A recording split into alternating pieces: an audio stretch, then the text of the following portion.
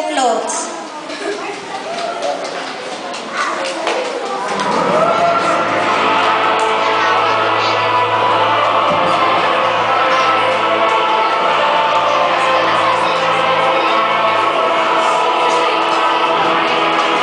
Many years ago, there lived an emperor who cared so much for fine clothes that he spent all his money on them. He had a new coat for every hour of the day and spent his time riding through the streets so that everybody could see his beautiful clothes. One day, there came to the city two rogues who set themselves up as weavers. We know how to make the most wonderful cloth in the world. The patterns and the colors are marvelously beautiful. But they said that the cloth could not be seen by anyone who was stupid or unfit for the emperor's office. I must have clothes made from this cloth, and when I wear them, I shall find out what men in my empire are not fit for their places, and I shall find out the clever man from the dunces. Those papers must brought to me at once. So the weavers were brought to the emperor's presence. Yes, your majesty. What can we do for you? Here, take this sum of money, but work without delay. The rogues immediately put up great looms and pretended to be working. They called for the finest silks and the brightest gold, but these they put into their pockets. They worked steadily at the empty looms until far into the night.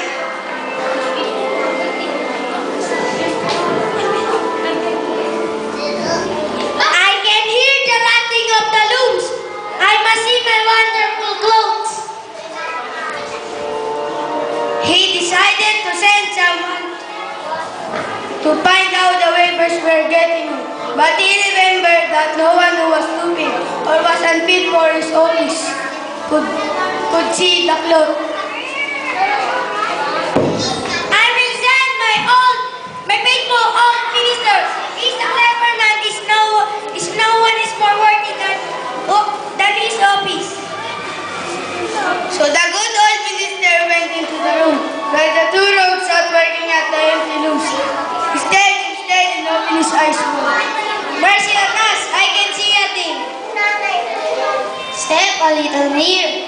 But he said nothing at all. Is not this a beautiful pattern? And the colors, are they not wonderful? And they pointed to the empty looms. The poor old minister put on his spectacles, but he could see nothing, for there was nothing to see. Mercy! Mercy! Is it possible that I am unfit for my office? No one must know it. Am I a dunce? I will never say that I cannot see the stuff. What do you think of it? Oh, it's charming, beautiful. The patterns and colors and bend is very fine. I shall tell the emperor that I am much pleased with your work. We are glad indeed to hear you say so. They went on talking on the cloth. They named the colors and described the particular pattern. The old minister listened carefully, for he wished to repeat to the emperor all that was said. Not this beautiful stuff. The colors are gorgeous. We need more silk and more gold thread used in our work. But all that was given to them they put into their pockets. Not a single strand of silk was ever put on the loom. The emperor sent another faithful friend to see the cloth and inquire how soon the clothes would be ready. But this man fared no better than the minister. He stood before the empty looms and looked and looked and looked, but he saw no cloth. The day of pressure is getting near. It's not this beautiful stuff. The colors are gorgeous. Sir, I'm not stupid as I am and keep my office. That's very strange. But I must not know. Then he said, The design is most unusual and the color is marvelous. I shall tell the emperor what fine progress are you making. soon everyone in the city was talking about the wonderful cloth that the two weavers were making. The emperor thought that he would like to see the beautiful cloth while it was still upon the looms. With a number of his courtiers, he went to visit the two rogues, who were weaving rapidly day after day without any thread. Among the courtiers were the two men who had already been there.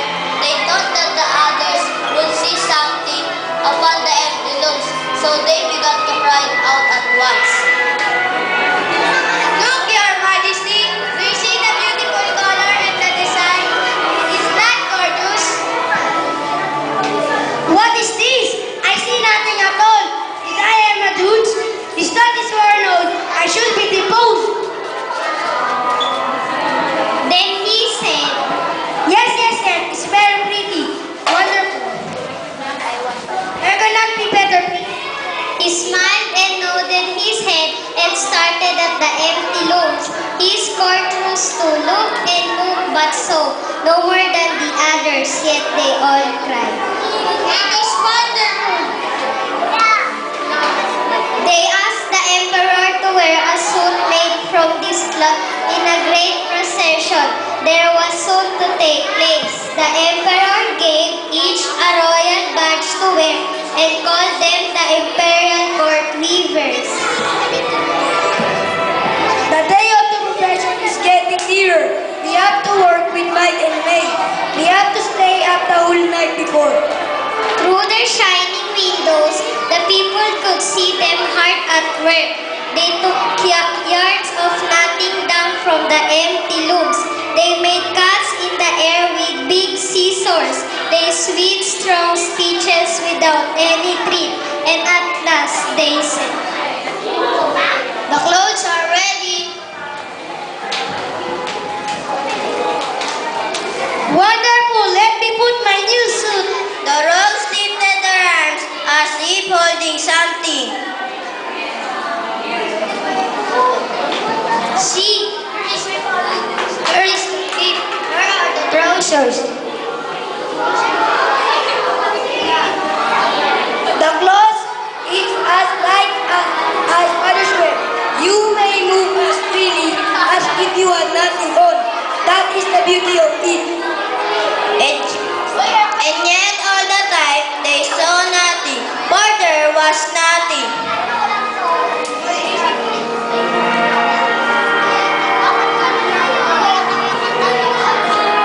Will your majesty be pleased to take off your suit? Then we will put the new garments before the long mirror.